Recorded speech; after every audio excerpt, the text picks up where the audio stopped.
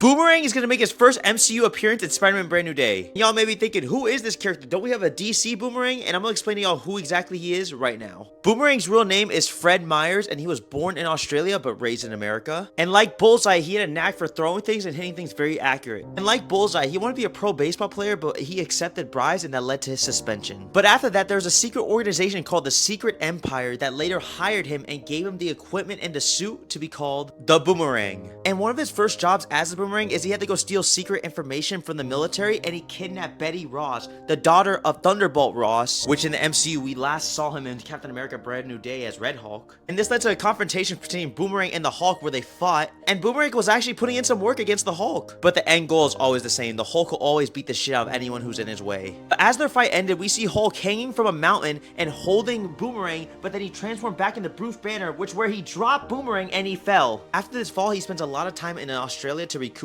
but then he comes back and he's given a new suit given by Justin Hammer, Iron Man's famous villain. We see him face off against many street level superheroes, but the main one he faces off against is Spider-Man. And we've seen him work with many villain organizations like Hydra, Kingpin, the Master of Evil. And when Hydra took over the world, he even ruled as a crime lord in Newark. And you guys may be thinking, there's no redeeming this character. He's been through so much shit, worked with so much evil people, there's no redemption for him. But funny enough, at one point, Boomerang and Peter Parker's Spider-Man were actually roommates in the comics. At this point in Peter's life, Peter was broke, which whenever he's not, and he's trying to reform himself, and then he just let Boomerang stay with him because he would help pay the bills. But this started an unlikely friendship between both of them. This friendship between the two led to Boomerang sacrificing his life to protect Spider-Man against the villain called Morlun. And dude, that has to be the craziest switch up ever. This guy went from being a villain, fighting Spider-Man, fighting the Hulk, to actually dying for Spider-Man just to protect his life. I know y'all are sick of redemption arcs, but man, that one was well deserved. It's also crazy that this was his starting suit, red and white, and then he switched to blue. We obviously all have to agree that this suit is way better than his first one. And now that he's going to be appearing in Brand New Day, I wonder what his backstory will be like to create this character, if he'll